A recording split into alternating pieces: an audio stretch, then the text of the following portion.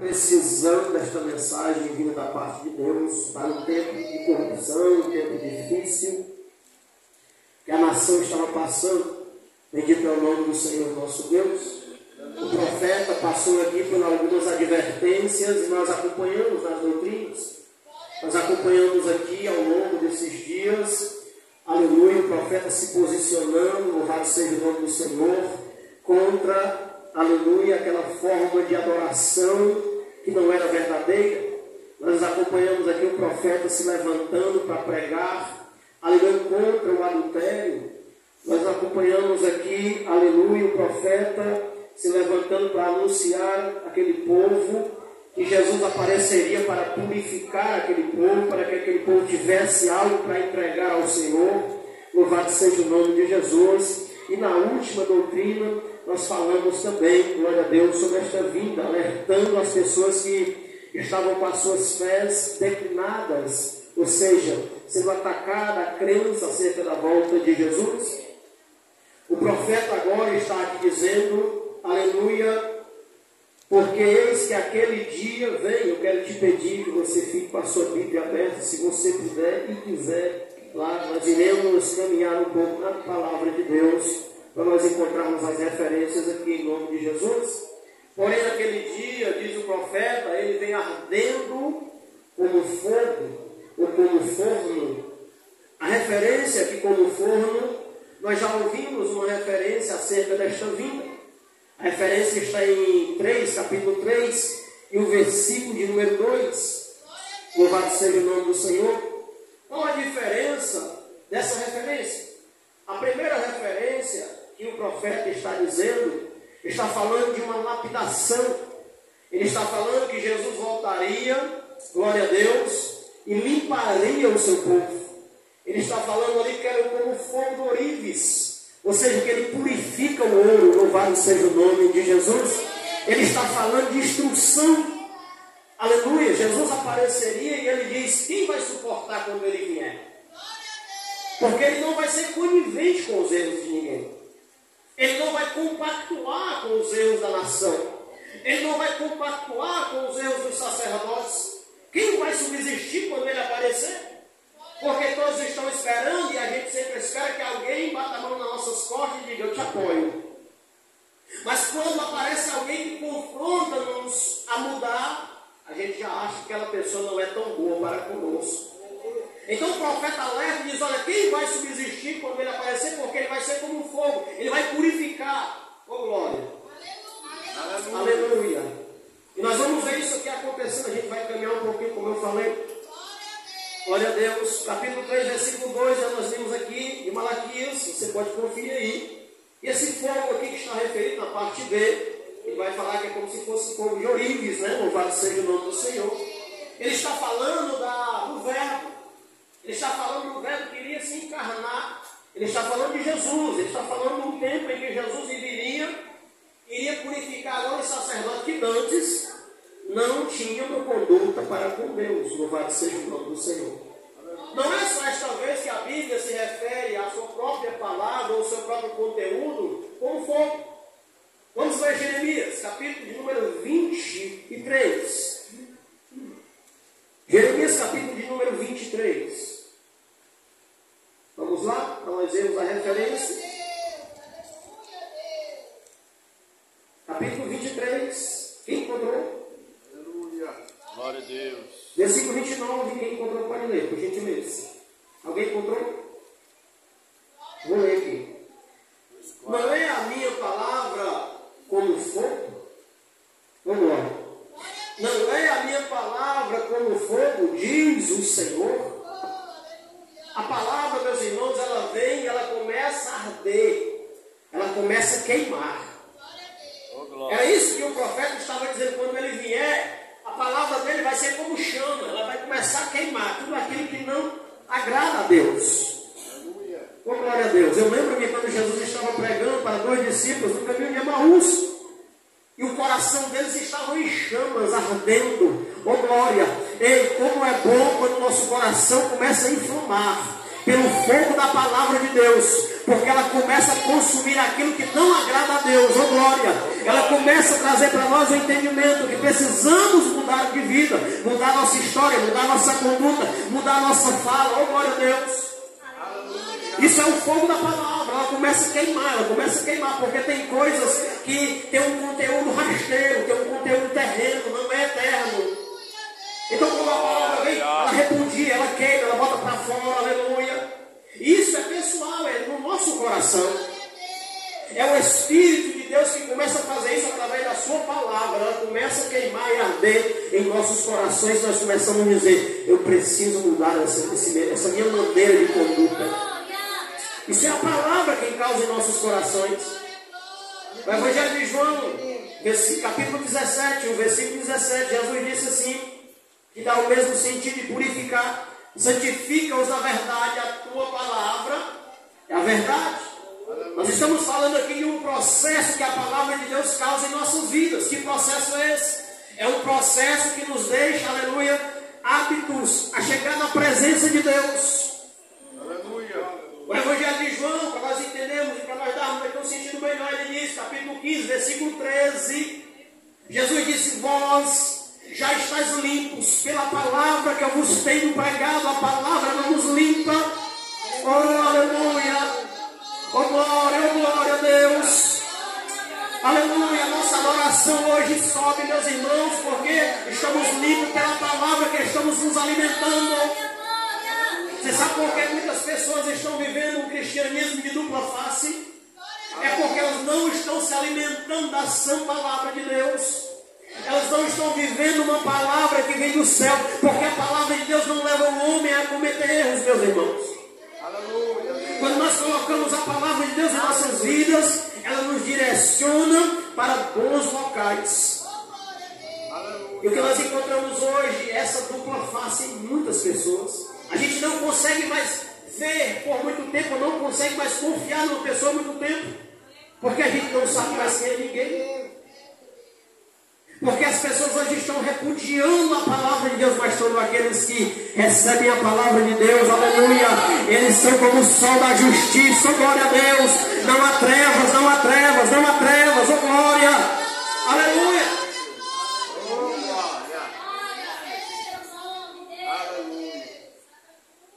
Por que o profeta começa a falar isso?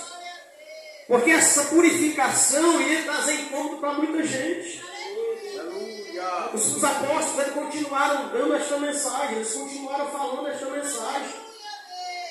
O apóstolo Paulo disse que chegaria um tempo em que as pessoas sentiriam comichões quando ouvissem a sua doutrina, quando ouvissem um confronto. E qual era a atitude dessas pessoas quando ouvissem essa doutrina? Eles procurariam para si mestres segundo os seus corações. Aleluia. Eu não acho errado alguém gostar de um pregador famoso. Eu também gosto. Eu acompanho até. O que eu acho errado é quando alguém está errado e não aceita o seu erro e procura alguém que aceite o erro dele. Aí isso é errado diante dos homens e diante de Deus. Aleluia. A pessoa procurar alguém famoso, um pregador famoso, todos nós procuramos e olhamos porque é bonito mesmo. Ministração. Mas há pessoas hoje que estão fazendo o quê? Elas não suportam ser confrontadas pela palavra de Deus.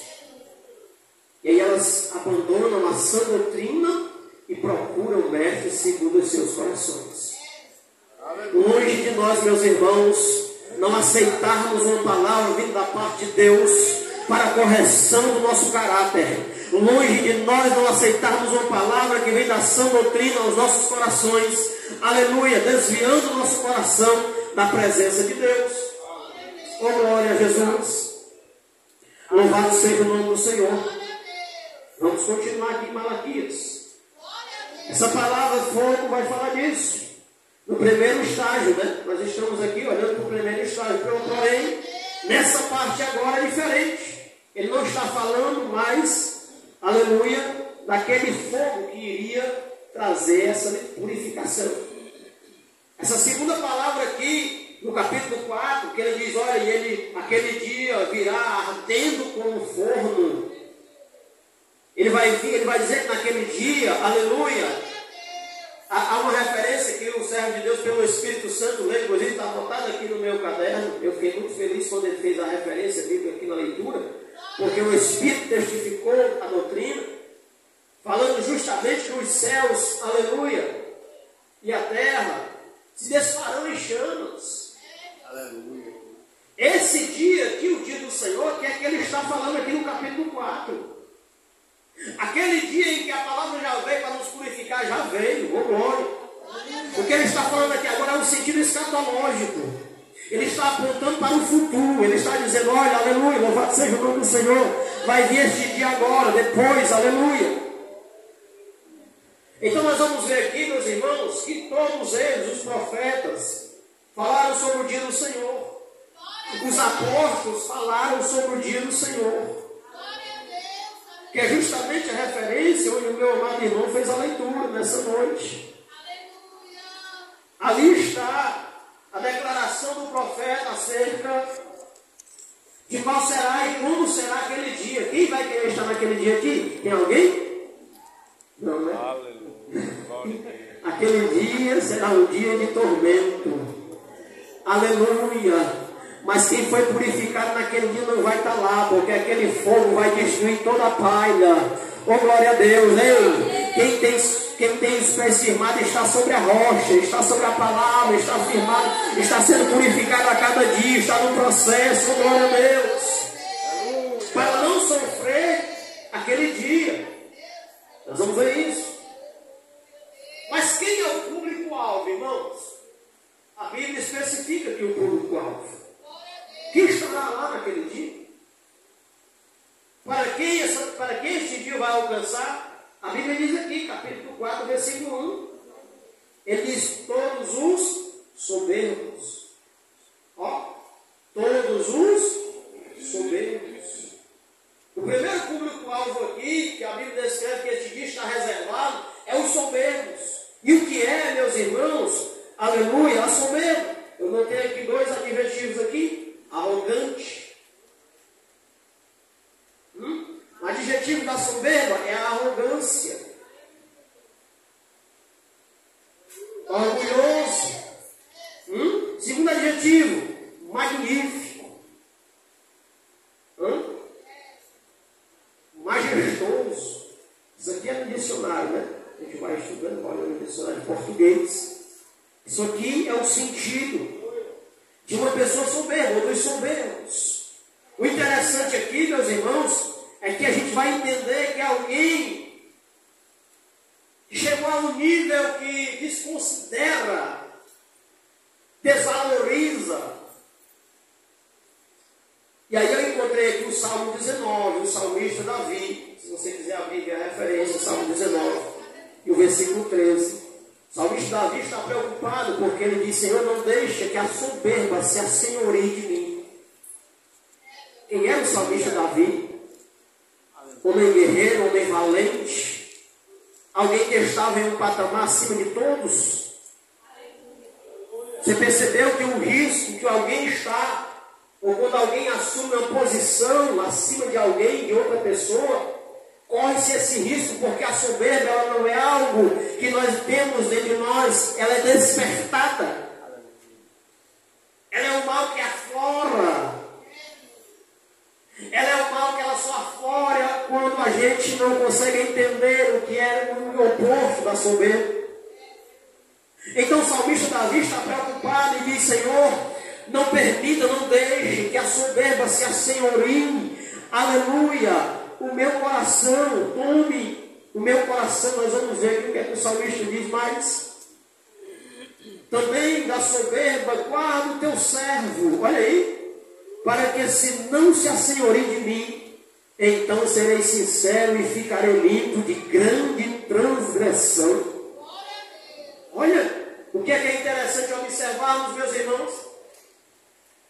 Aquele dia estava reservado para alguém soberbo, alguém arrogante, alguém orgulhoso, que achava que era mais que Deus, que achava que podia lutar contra Deus, que achava que podia ouvir Deus e ignorar Deus.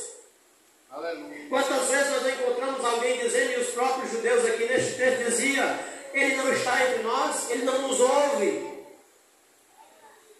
Ei, meus queridos, longe de mim, de você, oh glória. Mesmo Deus me exaltando, mesmo Deus te exaltando, te colocando um patamar acima de alguém, pede a Deus para nunca entrar em teu coração a soberba. Pede a Deus para nunca entrar no teu coração o orgulho. Peça a Deus para nunca deixar você achar que você é mais que alguém que está próximo de ti. Porque isso não é bom. E a gente pode fazer isso? Não pode. E o irmão pode fazer isso? Pode. Todos nós que estamos aqui, sem exceção de nenhum. Isso é um cuidado que nós temos. Nós estamos falando do salmista Davi, como segundo o coração de Deus. Se nós não observarmos isso e não atentarmos para esta palavra, nós nos enganamos. Por que nós nos enganamos? Vê comigo em Jeremias, capítulo de número 17. Para nós vermos. Jeremias, capítulo 17. Se alguém encontrar aí, quiser ler, pode ler, por favor. Capítulo 17, versículo 5. Assim diz o Senhor: Maldito o homem que confia no homem, e faz da carne o seu braço, e aparta o seu coração do Senhor. Oh, glória a Deus. Nosso coração é enganoso. Quem conhecerá? Às vezes nós mesmos juramos que somos fiéis ao Senhor.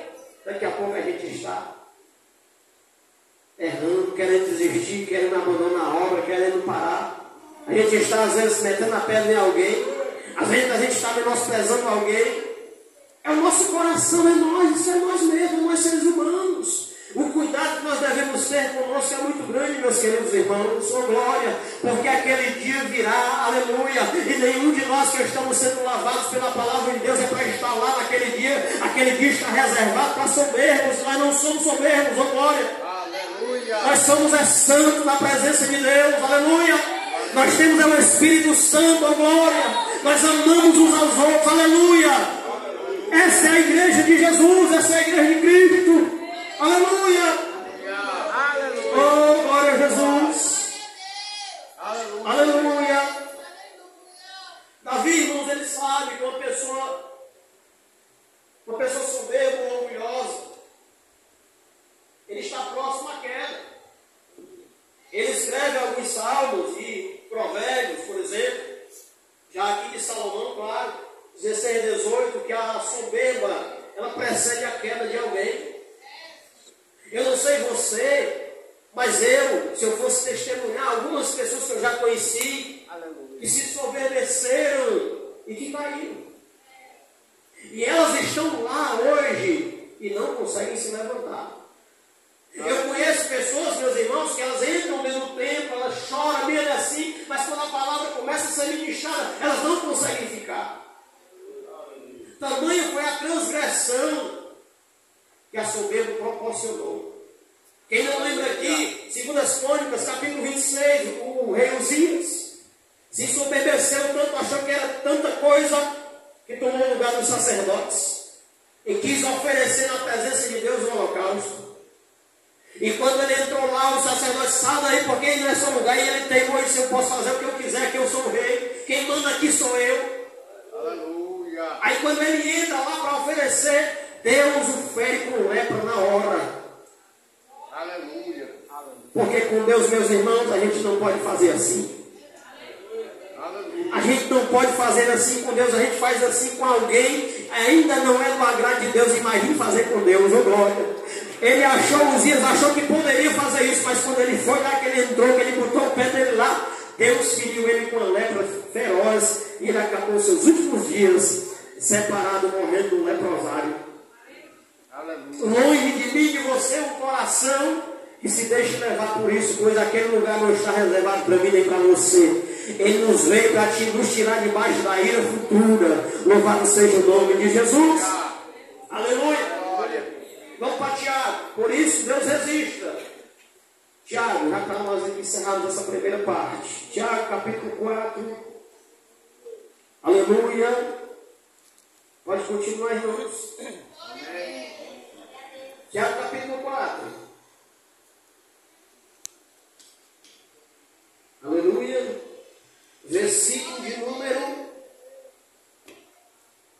6. Diz assim a palavra: antes da maior graça, portanto, diz, Deus resiste aos soberbos, dá, porém, graça aos humildes. Oh, glória a Deus. Aqui é para nós, aqui é para nosso tempo, aqui é para nós. Louvado seja o nome do Senhor, já para a gente estar alerta. Já é para nós estarmos atentando para que a palavra está dizendo. Esta geração está sendo ensinada. Esta geração está sendo conduzida para quê? Para aquele grande dia, eu e você não ser como ignorantes da palavra. A palavra ela é suficiente para nos levar em direção ao céu. A palavra é suficiente para nos levar em santidade a Deus. A palavra é suficiente para lapidar o nosso coração duro. A palavra é suficiente, aleluia, para salvar o homem, ó glória. Ela é suficiente, meus irmãos. Por isso nós devemos inclinar os nossos ouvidos e atentar com a razão para observar o que o Espírito de Deus soprou nas Escrituras. Aleluia, Deus. Pois diz a palavra de Deus que toda a Escritura é divinamente inspirada. O que é isso?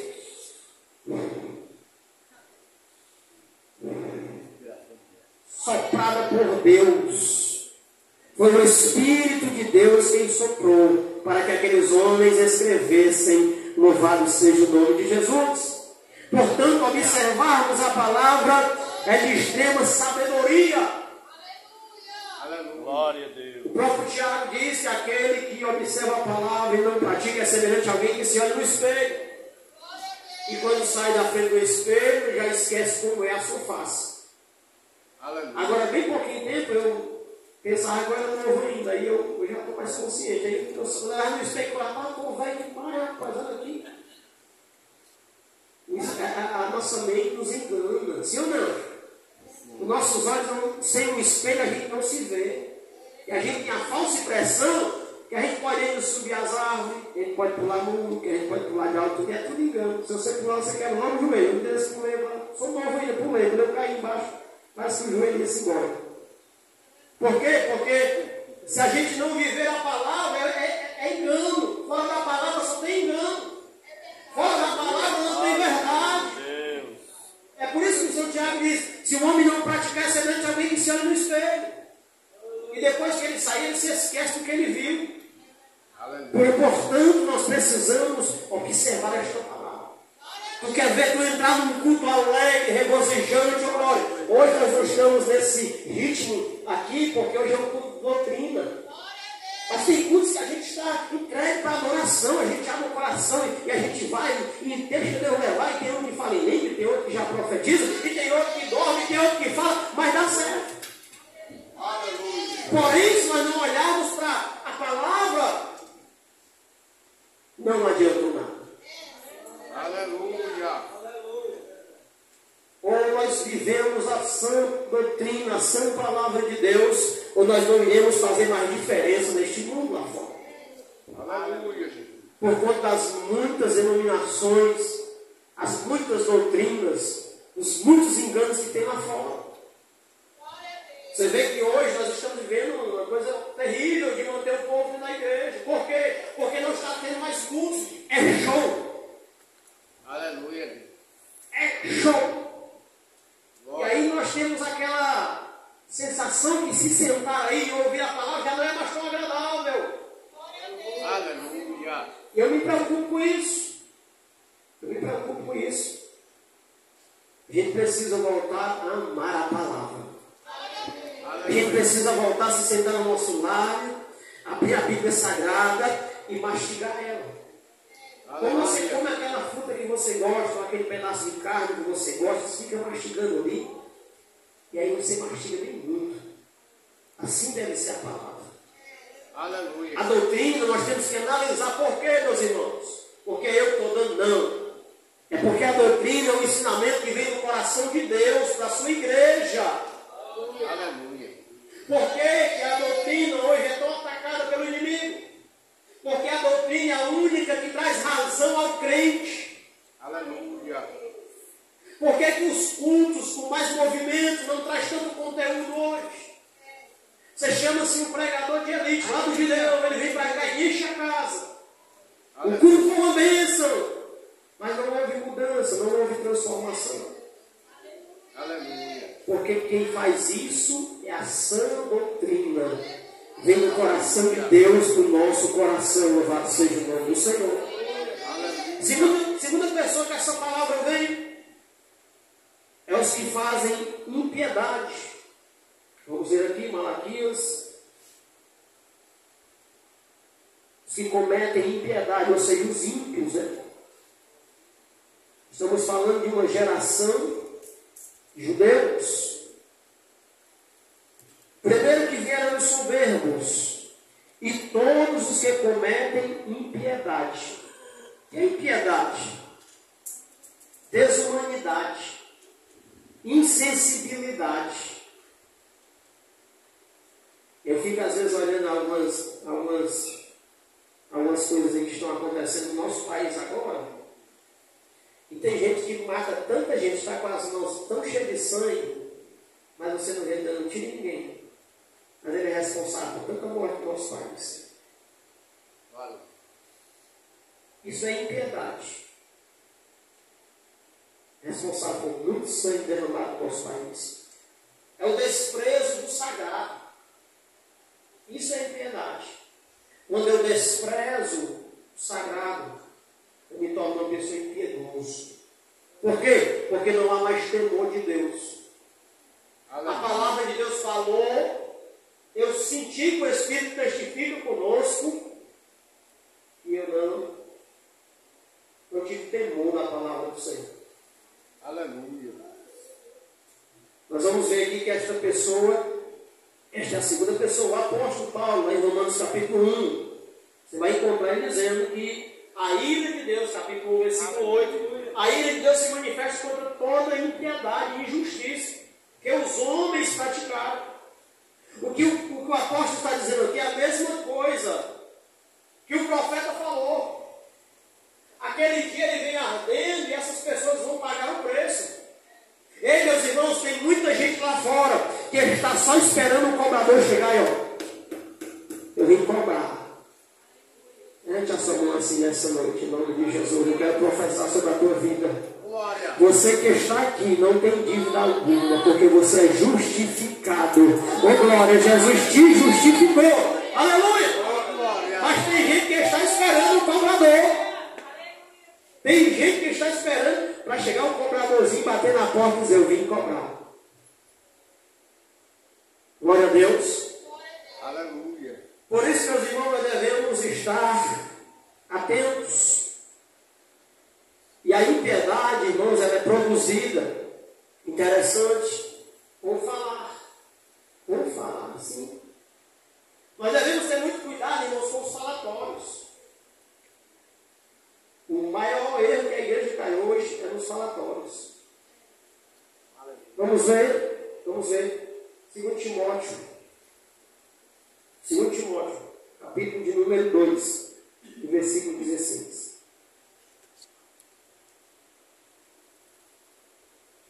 Nós podemos produzir isso aqui, irmãos? Podemos.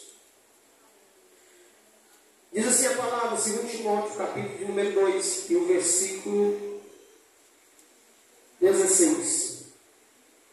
Mas evita os falatórios profanos. Ó, falatórios o que, irmãos? Profanos. Porque produzirão maior impiedade. Isso aqui é muito sério. Isso aqui é muito sério. Meu irmão, eu quero dizer para você que está aqui me ouvindo nessa noite, ouvindo a sã doutrina, a tua boca é para ser santa. Cuidado com o que sai da sua boca. Cuidado, porque da boca de crente é para nascer coisa boa. Não é para nascer iniquidade, não. É para nascer coisa boa. Pela semente que é plantada em nossos corações. O que é isso? O que é profano? Contrário, oposto. As coisas sagradas. Ou seja, nós vamos encontrar aqui uma referência boa. Salmo número 1.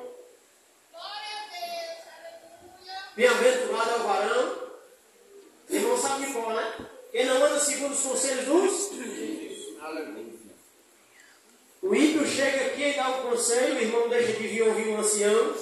Posso chamar de ancião mesmo? Você disse que Deus cabelo branco já, né?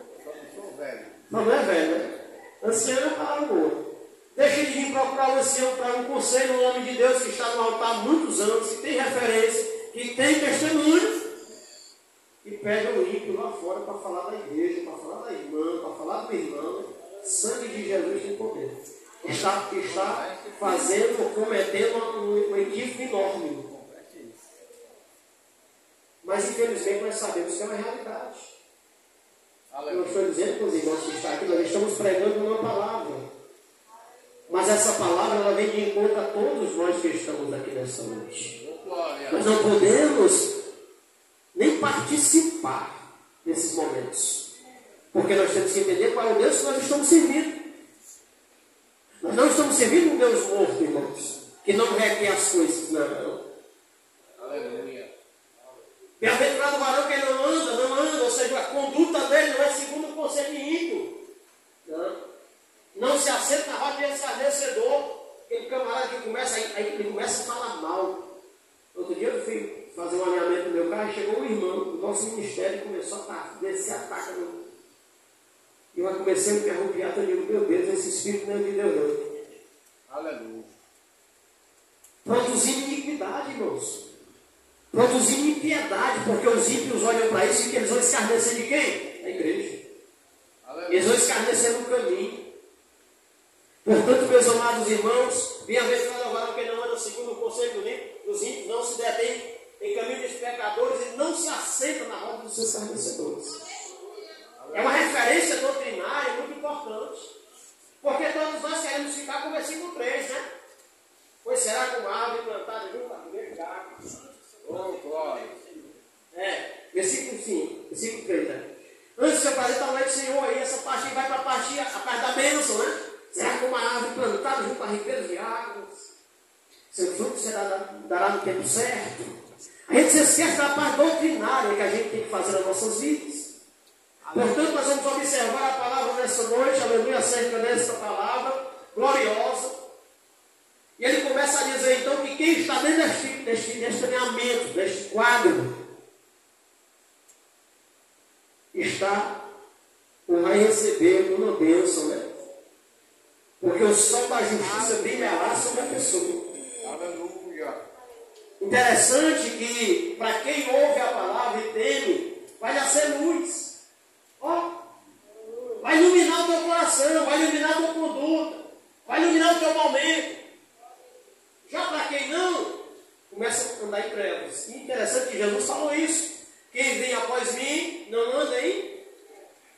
Mas está com a luz da vida, está com a luz do mundo. Glória a Deus. Nós vamos ver aqui o profeta Malaquias conduzindo para o finalzinho, para a gente entender. Porque ainda, para aqueles que duvidavam, e nós falamos sobre isso, que é o ceticismo. Ou seja, uma descrença, na verdade.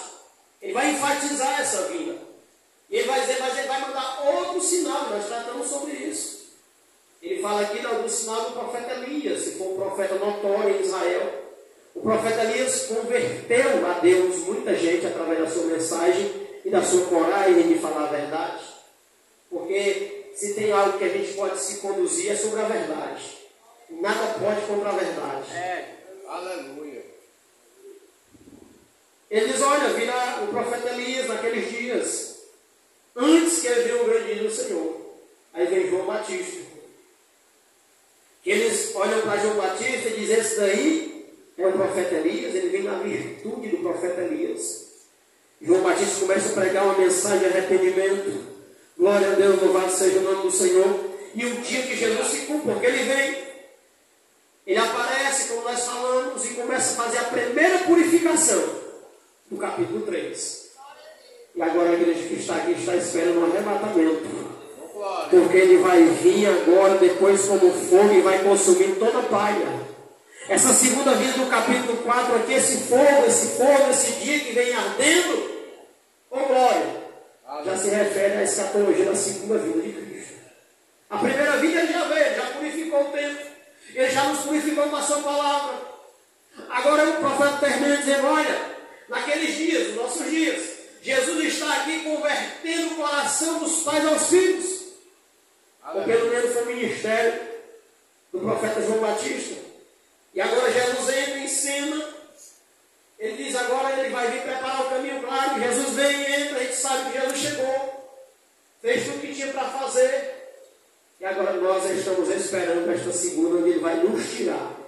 Oh, glória a Deus. E então o grande dia do Senhor se concretizará. E nós queremos ver este grande dia. Louvado seja o nome do Senhor. Portanto, meus irmãos, a nossa conduta moral e espiritual nessa terra tem que estar em primeiro lugar em nossas vidas.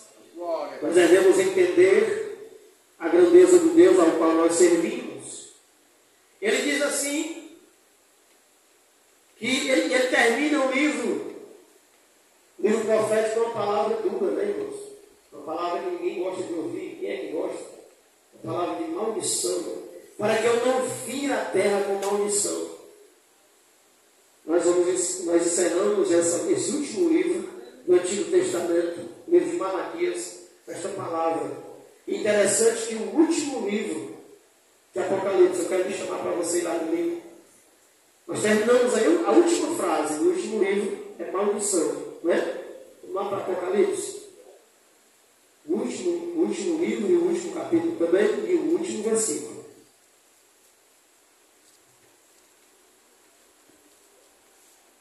Ó, o último versículo termina com maldição e o último versículo do último livro termina com graça. Oh, glória a Deus!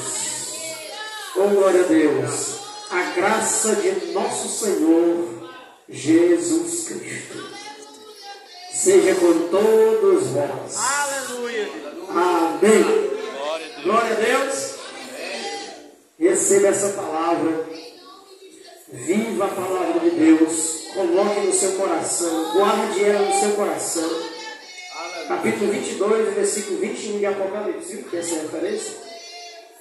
Guarde no seu coração essa palavra, para que o Senhor habite poderosamente na tua vida. Glória a Deus, pois nós vivemos pela graça do Senhor nosso Deus. Amém, meus queridos? Essa é a palavra de Deus para nossas vidas nessa noite. Guarde no seu coração. Aleluia. Fique de pé em nome de Jesus.